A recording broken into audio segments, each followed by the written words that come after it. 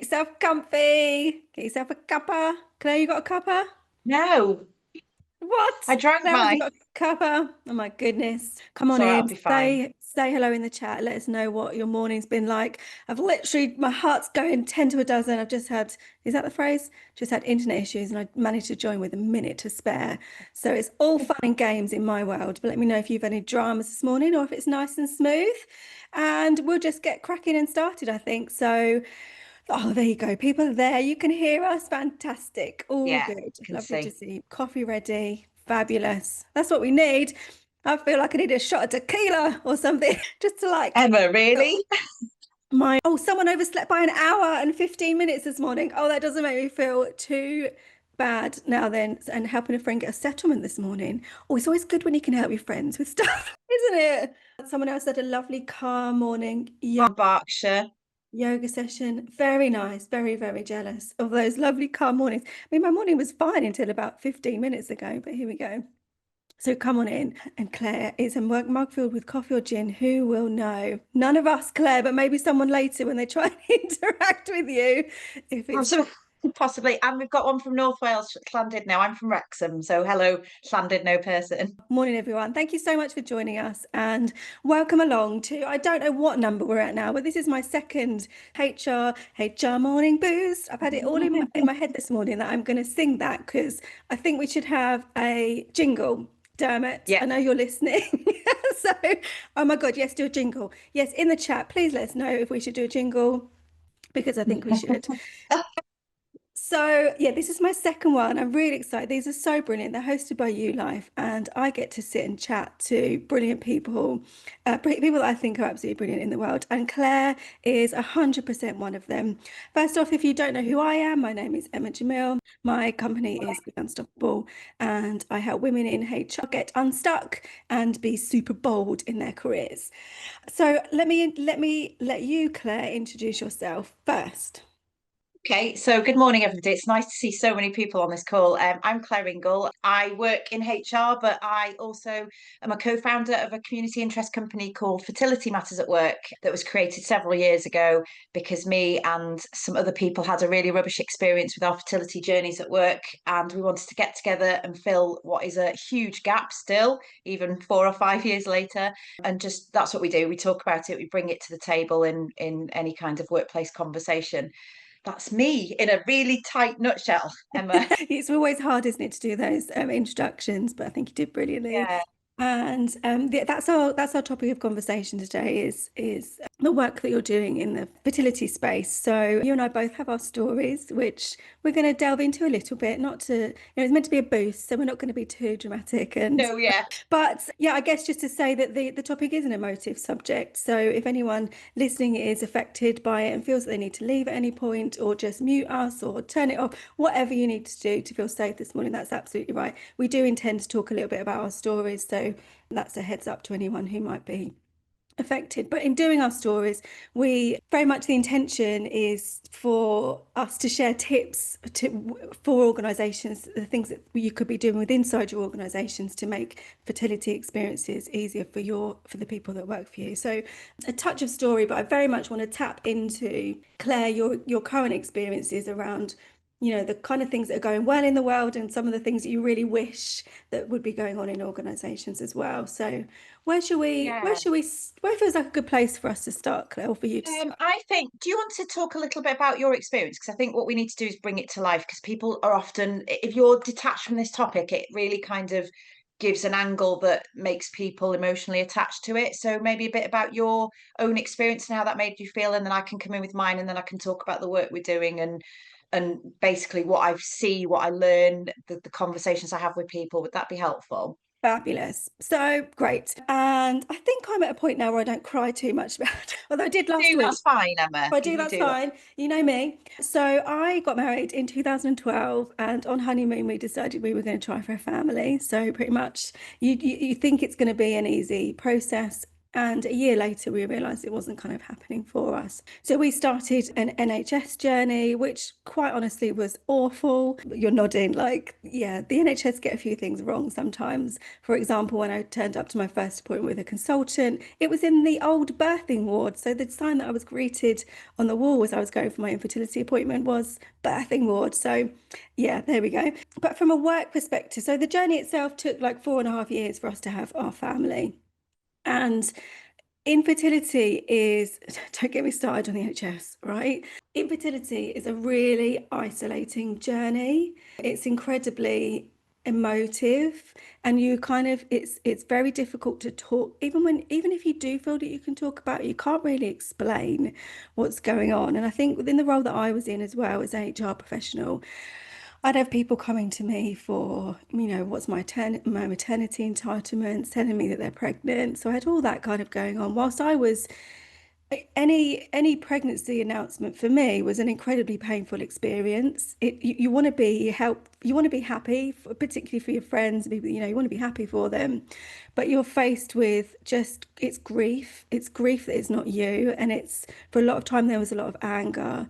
There was a lot of like, why them and not me? And at the first time I told my boss at the time that I was going through infertility treatment, he made a comment which was, oh, well, now that you've told me that, I'm going to have to rethink essentially your promotion, was what he said. So I trusted him with what was going on for me. And he essentially told me that, oh, I wouldn't be getting a promotion, which was just like, what? Exactly, Tracy. I That's could, really common, Tracy. Can I just, sorry, Emma, that is so, people do that. They go, what? That can't be a thing. It is. Yes, WTF. yes. Yeah, sorry, carry on. No, no, it didn't make any sense to me because I was saying to him, I'm not able to get pregnant was essentially what I was saying to him, and he was like, more tequila, 100%, and yeah, and he came back to me and said, well, because you're trying to have it, you probably are going to get pregnant at some point. It actually took like 3 more years to get pregnant from that point, but that trust in that moment was completely gone from him. And I obviously didn't feel able to then talk to him about what was going on for me. Fast forward a few years later, I was going through, I think I'd had 2 rounds of IVF that were unsuccessful. I was having a pause between before my last chance kind of thing. And my boss, a different boss, stopped me and he was like, "You're right." He called me Jim, actually. My name was Jim. "You're right, Jim." And I was like, "Yeah, I'm all right." He said, "Come on, sit down. You're not all right." And I wasn't all right. It was a difficult morning that morning. I don't know what stage I was at in terms of, where I was at emotionally, but I know it was a difficult morning. Hormone fueled, though, Emma, no doubt. Hormone fueled because you've been injecting Probably yourselves right. with hormones. Right, yeah. And yeah, essentially I said, "Can I trust you?" Because I didn't believe that I could trust managers anymore. And he was like, "Come on, it's me." And I did trust him. And I opened up. And actually, that was a completely different experience. He was so accommodating to the extent when there was a baby shower within my team a few months later, she was having a second baby, and I felt physically sick. I had such like a knot in my stomach having to be present at this baby shower when she was on her second, and I just wanted my first. Like this, I don't know how to. I just wanted my first, and it felt unfair. It felt wrong, and that's I felt guilt, and there was so much. But that was manifesting in a really uncomfortable, sick feeling that morning. And he was like, "Just go wherever you need to." So I managed to sit that out.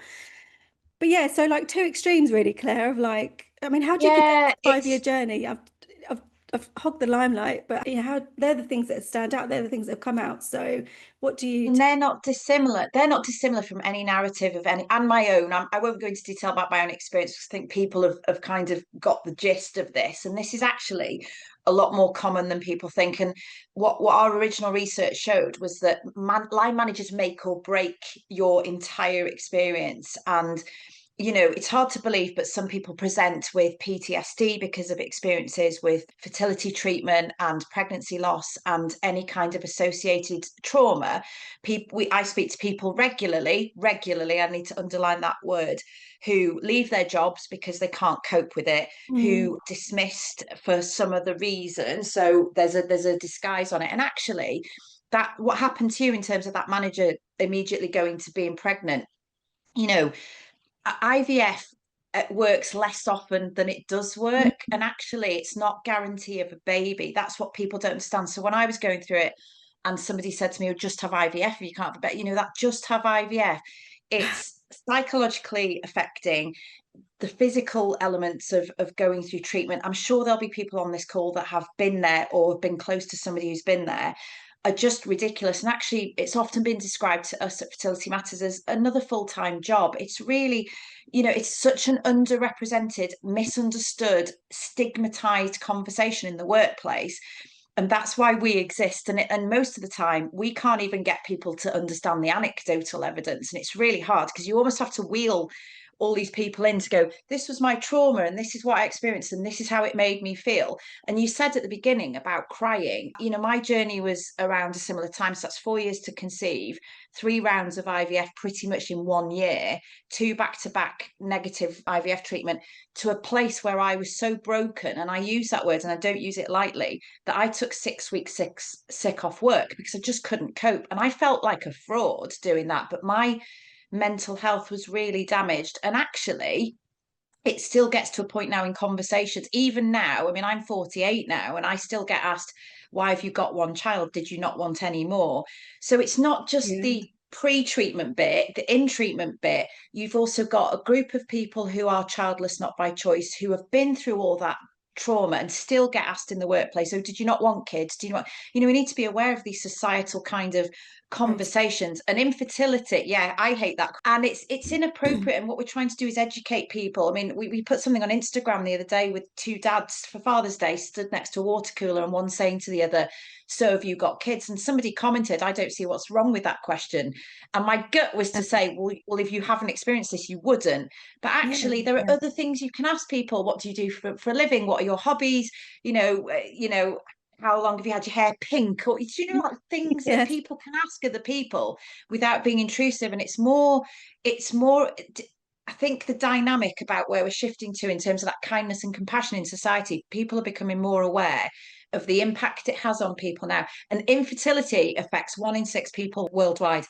That's the World Health Organization statistic. And that is actually going to be probably 1 in 5 in the next 10 years. Because it's, Really. sorry guys, if there are men on here, sperm health is taking a nosedive for a million and one different reasons. A lot to do with environment, a lot to do with people leaving it later in life. But there's, that kids question makes me ick, and it just really bothers me. And sometimes I'm in a good place that I can go, look, I had a really difficult time to conceive my daughter. It cost me tens of thousands of pounds, right, Emma? Which is the other thing people don't talk about. And no, I can't do that again. And my third attempt was my last attempt, and I didn't disclose it to work. The first 2 attempts, I did it in secret, which was horrible. And looking back, I think, why did I do that? But it was such a personal thing. And like you said yourself, declaring that to an organization or to an employee you don't trust, or a manager that doesn't have your confidence, you kind of are putting yourself out there. You're showing your hand before you even need to, Yeah. because in the Yeah. majority of cases people are like, oh, I'm pregnant, and it's suddenly there and there's nothing that can be done about it. But for fertility treatment, especially over 4 years for you, you're almost going, I'm intending to get pregnant, then I'm going to take time off. And people automatically go, take Emma off the succession plan. She can't do Exactly. it. And it's just, everything's just so kind of negative around it. There's a lot of comments in Yeah. the session. Exactly. Like as you were talking there, I was like, sometimes you did want to be able to say to someone what's going on, but almost in disclosing it as well, it then becomes like, oh, how's your IVF going? And you're like, No, you don't don't want want that. that. And Don't does it ask work? that. Does it work? Are you Yeah. pregnant? And you're just like, no. Yeah, exactly. And the logistics of the appointments and stuff, so you say you took time off work as well, Claire. I did that as well. Yeah. I left a job without anything to go to because I realized that my job was so pressurized that it was getting in the way. And I was kind of like, if I'm really saying that I want a family, then I've got to go all in on it. That's one of my mantras, is to go all in. It shouldn't So be a choice, Emma. It shouldn't be a well, choice. It should be yeah, but and. I know. work. It's the But logistics, isn't it? It's the logistics of almost, or even just yeah, of your appointments. Like I was lucky that, I say lucky, I then got a job. everyone says that. I was lucky. I was lucky that I was lucky when Well, it's a yeah, narrative. I negotiated a part-time working appointment, and it just so turned out that I managed to. I did my IVF in secret as well. The third time that it worked, and that was just being like, oh, I'm at an appointment, and I'm at this, and then Claire, like, so I'm remembering 6 weeks in, I had a bleed, and I had to phone my boss, and I said to him, and I had to disclose then.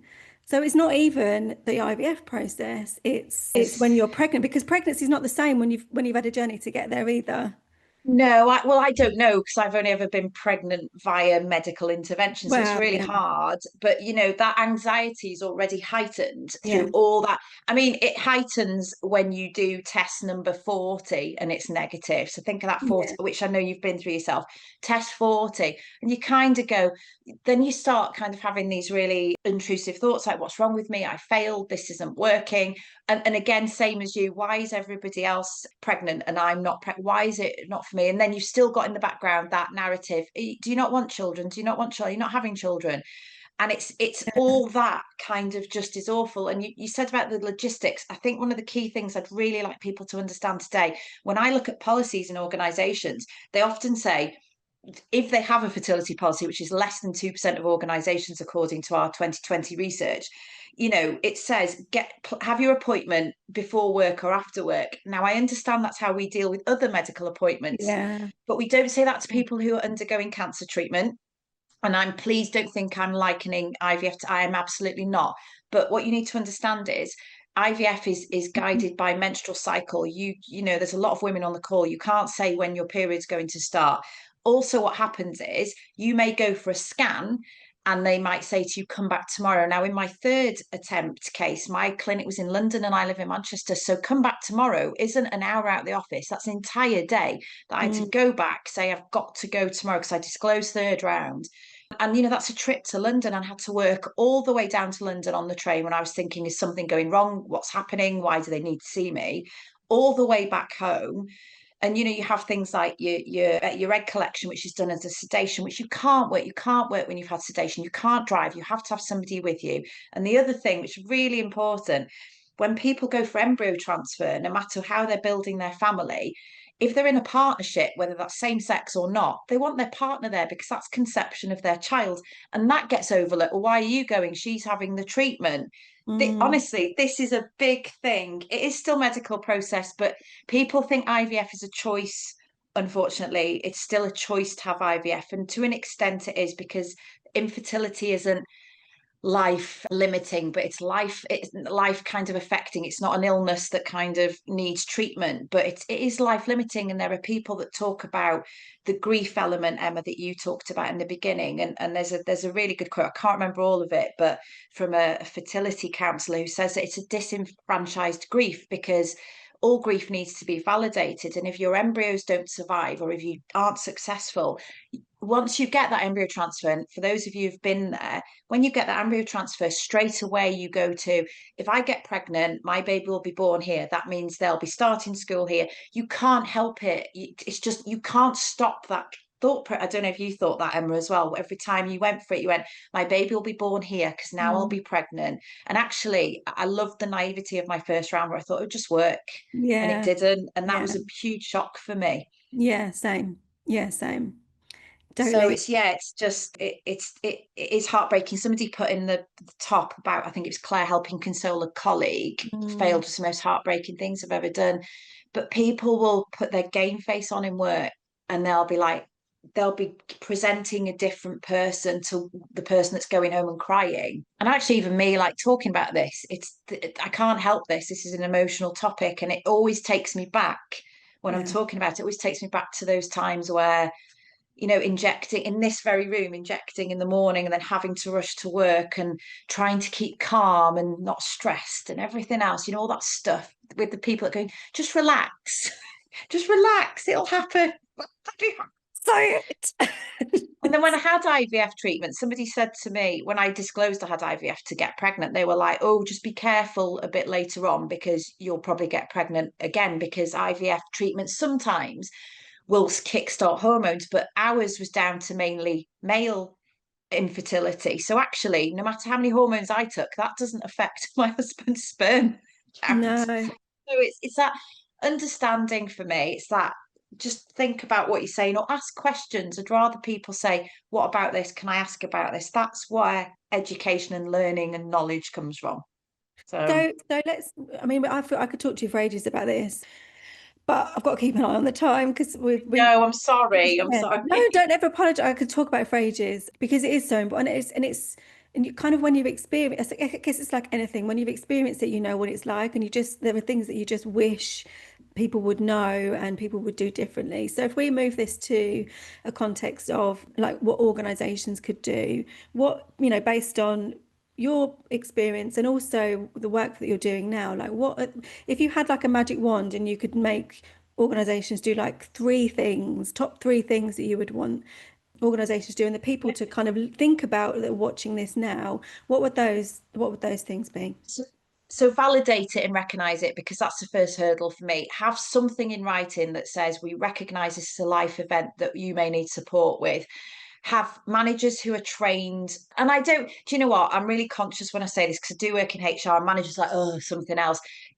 In compassionate conversations and to get it and not to roll your eyes and to think, and have some understanding that actually IVF doesn't guarantee a baby, that 1 in 4 people experience pregnancy loss, that 1 in 6 people experience infertility. And then probably third thing would be to also be mindful of impact to different groups of marginalized groups of people. So the LGBTQ plus community, solo parents, people who are childless not by choice, because they're part of the workforce as well. And actually everyone who goes through IVF is of working age. I think that's a key thing for me, but they're three quick and dirty things that people can do. But that validation for me, Emma, is key because people aren't going to support something that they don't believe exists. It's like Wow. Narnia. Yes. It doesn't exist. And I'm how not and gonna. how what's a way of helping people understand? Because it is something that's so everyone's journey is so different. You know, how would you help get that validation in organizations? Where would you By start? talking about it, by having champions, by talking about it. I mean, the work we do is we bring it to life in it. We take people on an accreditation journey to become a fertility friendly employer. We start with the fertility matters in the workplace, and here's why. And what we do is we invite people, colleagues from the organisations, to talk about their own experience. And what it does is it gets people to go, "Oh, I didn't know this happened." And now I can see the damage it does because there's nobody that's been on a call with me when we've introduced that been like, yeah, it was all great and it was fine. Even with a good manager, it's trauma, it's impact, it's psychological stuff. And actually just talking about it and saying, this is a psychologically safe space. You won't get sacked. We won't make you redundant. We're Mm. not going to chuck you off a career pathway. Same pretty much like you do with pregnant employees, I guess. It's just the pre bit rather than the post bit. Yes. Yeah. Okay. What's something else that you want to say that I haven't given you the Oh, opportunity? sorry. So yes, we've just done a massive piece of research in association with This Can Happen, and we've got a webinar next Tuesday, the 24th, 12 to 1. If people want to come along and listen to the latest research, it's just closed about a month and a half ago. And Becky and Natalie, who are my other co-founders, will be talking about the research findings, but they are quite stark in terms of the impact, and it doesn't seem to have moved on in the 5 years since we did our initial scope. So if you want to come along to that, it's on Really? our LinkedIn page and you can register via the link on there. Brilliant. And Yeah. open it up to the comment. If anyone's got any questions for Claire whilst we're here, then feel free to put those in the comments. We've got a few minutes left before we have to go. And definitely going to look at a fertility Yay, policy. policy. Yay, Yeah. We awesome. have That's a free brilliant. template, Fertility Matters at Work. Our website has a free downloadable template you can use to guide you on that, by the way. So you can use that as a starting point. So that's Brilliant. one of And the if questions. you've got any like best practice, Claire, organizations that, if people are looking to role model stuff, is there any way that you can point them to look for? Yeah, so have a look at what Eon do. They're brilliant. Cadent Gas are another one. We did some work with Zurich about a year and a half ago, and Zurich then announced in the media they had a fertility policy. Their traffic to their recruitment page went up significantly. I don't have the Wow. percentages forward in my head, but more and more people are going to need fertility treatment as fertility declines. This isn't Claire saying this. This is data, medical research across most of Europe. So yeah, I just think people need to get this on their agendas. It can form part of any of your employee relations resource groups. It sits in your LGBTQ stuff. It's Pride Month this month. You're talking about family building in same-sex couples. Trans community, quite often people don't. A lot of policies. One big thing for me, and I do consultancy with intended parents. So intended parents are people who use surrogacy as a pathway. If you don't talk about intended parents in any of your family building policies, in your maternity, paternity, parental leave policies, please add them in there. They are a totally forgotten group of people, and it's usually same-sex males that don't get a shot. And they come to me and they say, I've got a form, it says, are you the mother or the father? Well, neither, because you're in a same-sex couple. So for me, that would be a big thing. I'm working on that. That's what I want to revolutionize in terms of the workplace conversation. So yeah. That's such a good point, because as you're talking, I'm thinking like it's seen as a woman's thing, isn't it? Like, do you know what I mean? But Oh, don't drives me infertility, nuts. yeah, and all the I know all the associated stigma that comes with that, but it's not. It is in everyone. It could potentially be People, impacting anyone in people. your organization. Yeah, And men have feelings too. I know this sounds like a yes, flippant. Men have feelings too. You know, men who experience pregnancy loss with their partner or with a surrogate. yeah. They're supposed to hold it together and it's fine, and I'll just crack Mm, on. And it's not like that. It isn't like that. And there's a lot of kind of hidden grief with things like pregnancy loss and embryo loss and inability to have children. So it's awful. But I mean, for everybody listening, we have a LinkedIn page. Go and have a look. We've got loads of stuff on there, and our website also has loads of free resources. And it's got a white paper report that we did in association with other organisations that say why it matters in work. You can download that there as well. So loads of information. If you want to learn any more about it, we've got a really good set of papers and stuff on there with a blog as well. So brilliant. that's So me. thank you so much, Claire, for giving all your Thank you. Thanks for wisdom, everyone for listening. information. Yeah, thank you so much for listening in, everyone. Connect with Claire, connect with her work. Feel free to ask me any questions as well if you want to, if there's anything you want to ask, post this. And thank you again to You Life for hosting. Check out You Life's work. Yay. Brilliant. Everyone's doing such good work. What a way to start the morning. It's your HR morning boost. I'm getting that Need jingle. to work on that jingle. I do. Thank you so much, everyone. Have a great Tuesday. See you all again soon. Thank you.